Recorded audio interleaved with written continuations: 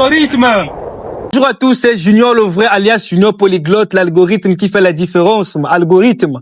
Voilà, donc aujourd'hui je suis avec monsieur Rudy, coach Rudy, un invité très très spécial. Il fait bouger les choses au pays. Donc sans plus tarder, je vais donc lui donner l'opportunité de se présenter, de nous dire qu'est-ce qu'il fait, qui il est. Monsieur Rudy, bonjour. Bonjour monsieur Junior. J'espère que vous allez très bien. Très bien. Je vais très bien. Vous êtes en forme, hein? Ah, super. Bon, vous avez 2 minutes. 2 minutes. Présentez-vous. Les abonnés vont découvrir qui vous êtes, ok? Qu'est-ce que vous faites et quel est votre apport dans le développement de la vie des citoyens, du pays, ainsi de suite.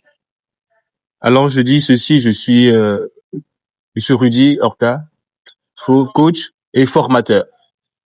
Ma mission, c'est de former des jeunes en entrepreneuriat, en management, et aussi les jeunes salariés.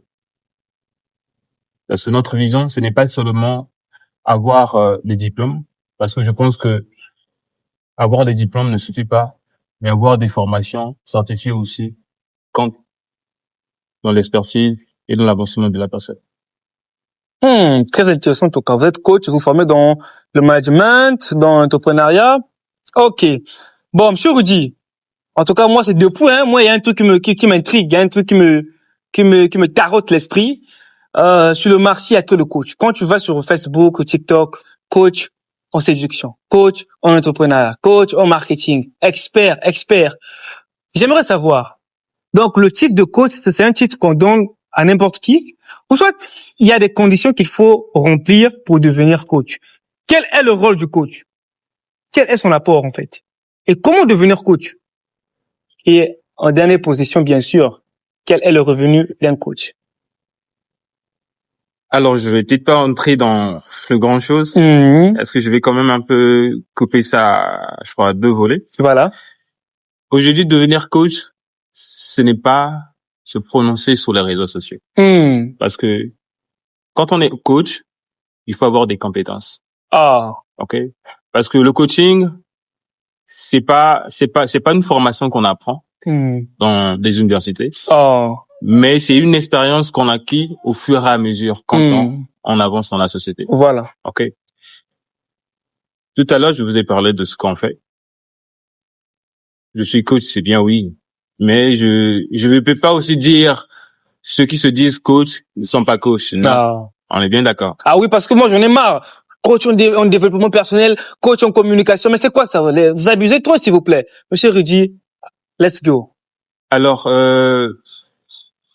le souci qui est là dans la société, c'est vrai qu'on croise beaucoup des entrepreneurs. Et on a d'autres qui ont un problème d'expérience. Ok. Il ne suffit pas seulement de s'appeler coach, mais avoir un carnet d'adresses, avoir une connaissance donnée dans le milieu où vous exercez. Voilà. Ça va beaucoup vous aider. Parce que quand on est coach, on est formateur. On est là pour encadrer des personnes.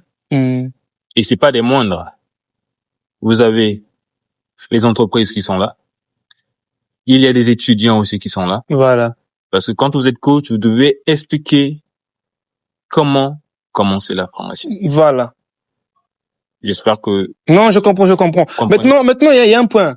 Bon, s'il faut donc, en termes de conditions, ok, professionnelles, il n'y a pas de conditions professionnelles à avoir. Donc, juste de l'expérience, de la connaissance, de la compétence, c'est tout, ok? Bon, et sur le revenu, est-ce que les coachs, on les paye comment? Parce que moi, j'ai jamais compris le secret. C'est en vendant s'il vous plaît, les coachs, c'est en vendant vos formations qu'on vous paye ou bien c'est, vous avez des salaires ou bien c'est comment? Parce que je comprends pas. Et ils gagnent souvent combien par mois, ces coachs-là? Vous, les coachs. Tu peux quand même expliquer. Déjà, nous avons pas un prix. Et je ne vais pas vous donner, c'est vrai dans le monde professionnel, il y a un montant qui est là. Mais c'est en guillemets, ok? Et je vais pas afficher ça ici. Parce que, autant que coach, je vais pas donner un montant que l'autre ne gagne pas. Ah oui. On est bien d'accord. Non. Et aujourd'hui, si vous avez besoin de mon expérience, je travaille avec une équipe, d'accord. Non, mais on met la formation à votre disposition. Et si c'est une entreprise, on doit savoir qu'est-ce que l'entreprise cherche. Okay. Et si c'est une personne, on doit aussi connaître réellement qu'est-ce que la personne veut. Et c'est à travers cela que nous pouvons peut-être établir un montant donné. Sinon, nous n'avons pas, ce n'est pas un prix fixe ou forfaitaire pour vous donner. Je sais pas si ça veut dire Non, non, je comprends. Okay. Très bien, en tout cas. Très bien, monsieur Rudy. Mais bon, on va continuer. Vous êtes coach, vous avez de l'expérience, vous avez de la compétence, vous avez le carnet d'adresse, vous avez beaucoup vécu. Maintenant, selon vous, il y a beaucoup de domaines sur le marché. Il y a le domaine, il y a ceux qui font community management, qui apprennent community management. Il y a ceux qui font les langues étrangères. Il y a ceux qui se forment dans le marketing, de la communication, etc. Maintenant, selon vous, quels sont les domaines, ok, où lorsque la bien une personne intéressée qui veut, en fait, comment pourrais-je vous le dire? C'est-à-dire que une personne, ok, qui veut gagner des opportunités, qui veut gagner de l'argent, quels sont ces domaines que vous le recommandez? Les domaines qui vont faire à ce que la personne puisse vite gagner de l'argent, vite gagner des opportunités. Parce qu'il faut quand même le reconnaître, tous les domaines n'ont pas les mêmes débouchés. Mais selon vous, si tu apprends cette formation en peu de temps, bien en temps d'année, tu auras un poste. Ce domaine, il a beaucoup d'opportunités professionnelles ou d'employabilité. Alors il faut qu'on se dise une chose, d'accord? On n'est pas là pour coacher des gens pour trouver du boulot. Ok? Aujourd'hui, le coaching fait partie de la vie de tout le monde. Mais avoir une formation est obligatoire pour une personne. Parce qu'aujourd'hui, c'est vrai que la question c'est quel est le métier que la personne veut faire pour gagner de l'argent. Moi, je pense que c'est pas le métier qui fera gagner de votre argent. Moi, comment ça? Qu'est-ce que vous voulez dire par là d'abord? Je vais venir. Et quand je parle de métier, c'est quoi? Enfin, je parle de la compétence et de la connaissance acquis la personne. Aujourd'hui, nous avons vu des gens qui ont des masters, ok, qui ont fait des grandes universités. On est bien d'accord. Mais ils se sont bien formés. Où se situent ces personnes-là? On est bien d'accord.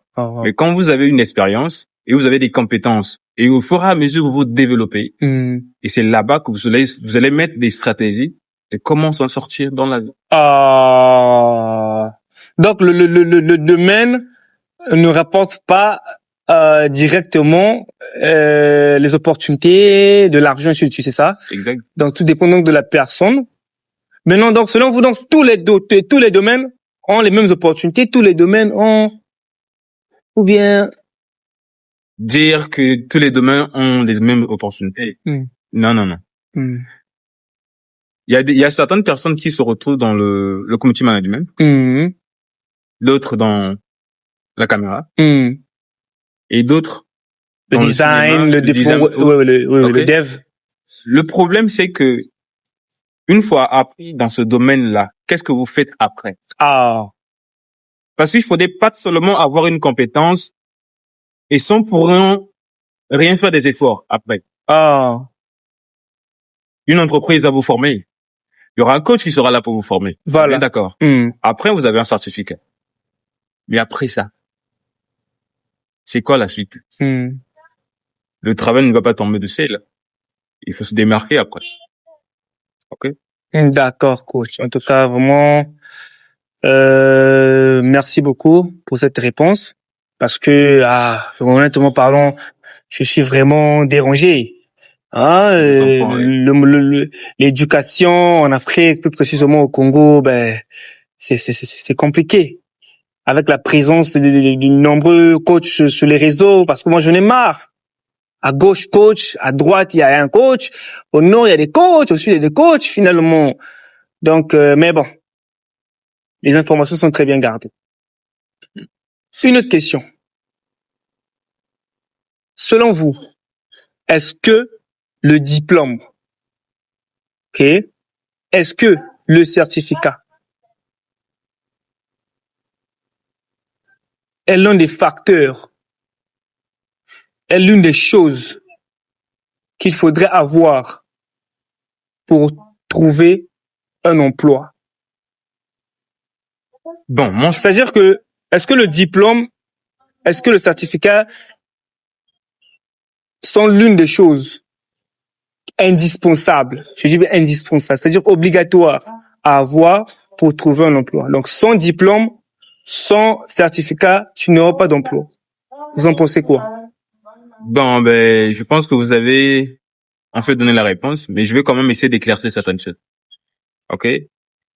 Pourquoi nous mettons des certificats ou pourquoi les universités donnent des diplômes? D'accord? C'est pour accompagner une personne dans tel domaine.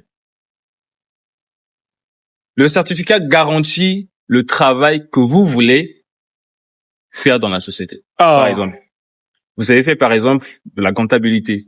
OK? Vous avez une licence en comptabilité. Qu'est-ce qui définit réellement que vous êtes comptable? Voilà.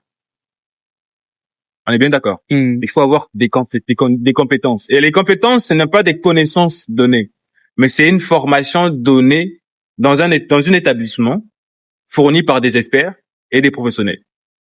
Et c'est à travers cela que vous pouvez vous dire que bon, je me suis formé. Et ce certificat-là me permettra à poser, par exemple, mes dossiers quelque part. Voilà. Sinon, c'est très important d'avoir ces certificats. Aujourd'hui, vous pouvez avoir des compétences, oui. Mais vous savez, le monde ne fonctionne pas comme ça.